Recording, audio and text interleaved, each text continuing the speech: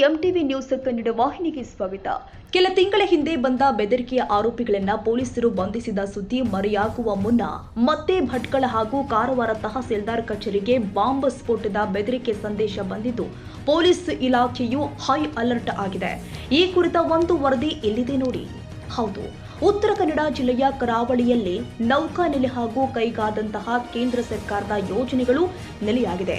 ಇಂತಹ ಸೂಕ್ಷ್ಮ ಪ್ರದೇಶದಲ್ಲಿ ಮಂಗಳವಾರ ಒಂದೇ ದಿನದಲ್ಲಿ 2 ಬಾಂಬ್ ಸ್ಫೋಟದ ಬೆದರಿಕೆ ಇಮೇಲ್ ಬಂದಿದ್ದು ಆತಂಕಕ್ಕೆ ಕಾರಣವಾಗಿದೆ.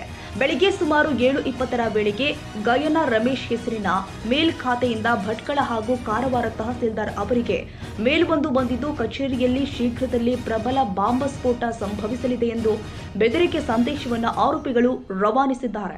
ಇದರಲ್ಲಿ ತಮಿಳರು ಹಾಗೂ ಪಾಕಿಸ್ತಾನಿಗಳ ಸೇಡು ಎಂಬ ಉಲ್ಲೇಖ ಮಾಡಿದ್ದಾರೆ. ಆದರೆ ಜಿಲ್ಲೆಯ ಸರ್ಕಾರಿ ಕಚೇರಿಯನ್ನೇ ಟಾರ್ಗೆಟ್ ಮಾಡುತ್ತಿರುವುದು ಯಾಕೆ ಎಂಬ ಪ್ರಶ್ನೆ ಏಳುವಂತೆ ಮಾಡಿದೆ.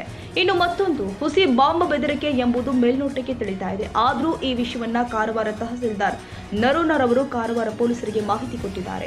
ಯಾವುದೋ ಮಾನಸಿಕ ಕಾಯಿಲೆ ಇರುವ ವ್ಯಕ್ತಿ ಇಮೇಲ್ ಮಾಡಿರುವ ಸಾಧ್ಯತೆಗಳು ಇದ್ದು ಈ ಬಗ್ಗೆ ಪೊಲೀಸ್ ಇಲಾಖೆ ತನಿಖೆ ಕೈಗೊಂಡಿದೆ. ತಕ್ಷಣವೇ ಭಟ್ಕಳ ಹಾಗೂ ಕಾರವಾರ ಪೊಲೀಸರು ಆಯಾ ಸ್ಥಳಕ್ಕೆ ಧಾವಿಸಿ ಪರಿಶೀಲನೆ ನಡೆಸಿದ್ದಾರೆ. ಮುನ್ನೆಚ್ಚರಿಕೆ ಕ್ರಮವಾಗಿ ಕಾರವಾರದಿಂದ ಬಾಂಬ್ ನಿಷ್ಕ್ರಿಯ ದಳವನ್ನ ಕರೆಸಿಕೊಳ್ಳಲಾಗಿದೆ. ಸದ್ಯ ಎಲ್ಲ ಅಧಿಕಾರಿಗಳು ಹಾಗೂ ಸಿಬ್ಬಂದಿಯನ್ನ ಕಚೇರಿಯಿಂದ ಹೊರಗೆ ಕರೆಸಿದ್ದು ತಲಾಶ್ ಜಾರಿಯಲ್ಲಿ ಇದೆ. ದಿನಾಂಕ 16/12/2025 ಇವತ್ತು ಮುಂಜಾನೆ ಒಂದು 7:25 ಸಮಯಕ್ಕೆ ಒಂದು email tahsildar Bhatkal email ID ಅವರಿಗೆ ಒಂದು ಬಾಂಬ್ ಇದೆ ಅನ್ನೋದು ಒಂದು ಥ್ರೆಟ್ ಮೇಲ್ ಒಂದು ಬಂದಿರುತ್ತೆ. ಈ ಸಂಬಂಧಪಟ್ಟಂಗೆ ಅಲ್ಲಿಂದ ತಹಸೀಲ್ದಾರ್ ಅವರು ನಮಗೆ ಪೊಲೀಸ್ ಠಾಣೆಗೆ ತಿಳಿಸಿ ಇಮಿಡಿಯೇಟ್ ಆಗಿ ನಮ್ದು ಅಲ್ಲಿರೋ ಇನ್ಸ್ಪೆಕ್ಟರ್ ಕೂಡ ಹೋಗಿ ಅಟೆಂಡ್ ಮಾಡಿ ಅಲ್ಲಿ ಆಫೀಸ್ ಪ್ರಿಮೈಸಸ್ನ ಕ್ಲೋಸ್ ಮಾಡಿದ್ದೀವಿ. ಇಲ್ಲಿಂದ ನಮ್ದು ಕಾರವಾರದಿಂದ AC ಟೀಮು ಮತ್ತು ಬಾಂಬ್ ಸ್ಕ್ವಾಡ್ ಕೂಡ ತಿಳಿಸಿದ್ದೀವಿ ಅಲ್ಲಿ ಚೆಕ್ ಮಾಡೋದಕ್ಕೆ. ಇವಾಗ ಅಲ್ಲಿ ಚೆಕ್ ಮಾಡ್ತಾ ಇದ್ದಾರೆ ಅದ್ರ ಬಗ್ಗೆ.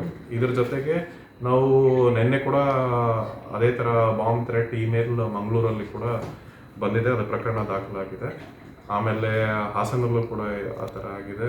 ಪ್ಲಸ್ ಇಲ್ಲಿ ಇವಾಗ ಒಂದು ಅರ್ಧ ಗಂಟೆ ಮುಂಚೆ ಇವಾಗ ಕಾರವಾರ ತಹಸೀಲ್ದಾರ್ ಇಮೇಲ್ ID ಕೂಡ ಅದೇ ಥರ ಒಂದು ಥ್ರೆಟ್ ಬಂದಿದೆ. ಇದರ ಬಗ್ಗೆ ನಾವು ಪ್ರಕರಣ ದಾಖಲು ಮಾಡಿದ್ದೀವಿ. ಇದ್ರ ಬಗ್ಗೆ ನಾವು ಕೂಡಲೇ ತನಿಖೆ ಕೈಗೊಂಡು ಇದು ಯಾರ ಇಮೇಲ್ ID ಇಂದ ಬಂದಿದೆ ಅಂತ ಪತ್ತೆ ಹಚ್ತೀವಿ.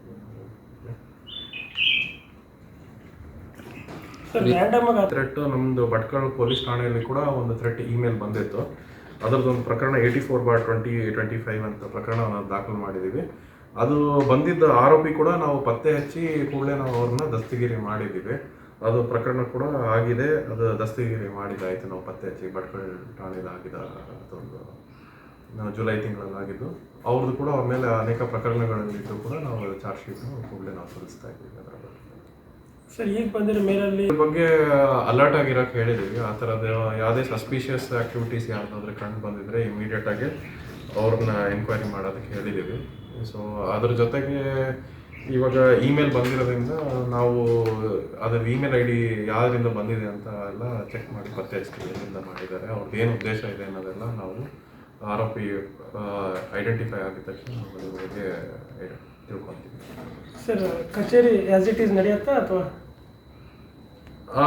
ಇದು ಇಮಿಡಿಯೇಟಾಗಿ ಇದೊಂದು ಕ್ಲಿಯರೆನ್ಸ್ ಆಗಿದ ತಕ್ಷಣ ನಮ್ಮದು ಟೀಮ್ ಎಲ್ಲ ಚೆಕ್ ಮಾಡಿ ಅದಾದಮೇಲೆ ನಾವು ಬಂದೋಬಸ್ತ್ ಮಾಡ್ತೀವಿ. ಅದು ಬಂದಿರೋರು ಯಾರ್ಯಾರು ಬರ್ತಾರೆ ಅವ್ರು ಚೆಕ್ ಮಾಡಿಕೊಂಡು ಆ ಪ್ರಿಮಿಸಸ್ಸಲ್ಲಿ ನಾವು ಅಲರ್ಟ್ ಇಟ್ಕೊಂಡು ಇದು ಮಾಡ್ತೀವಿ.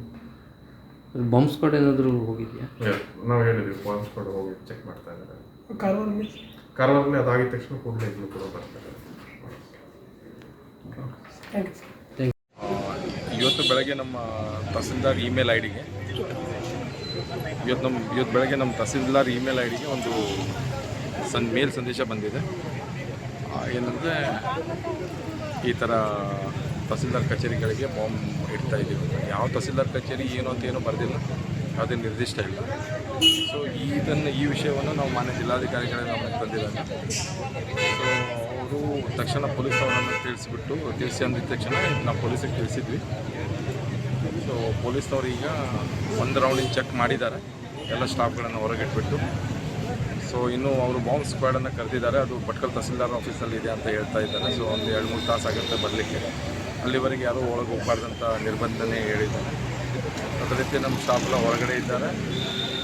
ಈಗ ಅಲ್ಲಿಂದ ಬಾಂಬ್ ಸ್ಕ್ವಾಡ್ ಮತ್ತು ಬಾಕಿ ಟೀಮ್ಸ್ ಬಂದು ಕನ್ಫರ್ಮೇಷನ್ ಕೊಟ್ಟ ಮೇಲೆ ಆಫೀಸನ್ನು ಸ್ಟಾರ್ಟ್ ಮಾಡಿ ಅಂತ ಹೇಳಿದ್ದಾರೆ. ಒಂದು ಎರಡನೇದು, ಇನ್ನು ಮುಂದೆ ಸ್ವಲ್ಪ ಈ ಎಚ್ಚರಿಕೆ ಇರೋದ್ರಿಂದ ತಮ್ಮ CCTV ಕ್ಯಾಮ್ರಾ ಮತ್ತು ಒಂದು ಡೈಲಿ ಎಂಟ್ರಿ ಮತ್ತು ಎಕ್ಸಿಟ್ ಯಾರು ಆಗ್ತಾರೋ ಅಷ್ಟು ಮಂದಿ ಡೀಟೇಲ್ಸ್ ಬರ್ಕೊಳ್ಳಿ ಅಂತ ಒಂದು SP ಸಾಹೇಬ್ರ ನಿರ್ದೇಶನ ಇದೆ. ಸೊ ಅದರಂತೆ ನಾವು ಇವತ್ತು ನಾಳೆಯಿಂದ ನಮ್ಗೆ ಒಂದ್ಸತಿ ಹ್ಯಾಂಡ್ ಓವರ್ ಆದ ತಕ್ಷಣ ನಾವು ಆ ಕ್ರಮವನ್ನು